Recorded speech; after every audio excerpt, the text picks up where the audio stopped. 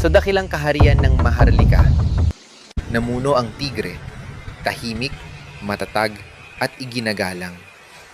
Pero sa itaas, sa tuktok ng kabundukan, may isang agilang nangangarap maagaw ang trono. Dahil sa matinding ambisyon, inutusan ng agila ang kanyang mga tauhan upang maghasik ng kalituhan. Yumanig ang kagubatan sa ingay, takot, at pag-aalinlangan. At mula sa malayo, napanghiti ang agila. Pero sa sobrang gutom at pagnanais, nabulag ang kanyang pag-iisip. Bumulusok siya para sa makinang na bagay na akala niya'y ginto. Hindi niya alam, bitag pala yon ng tigre.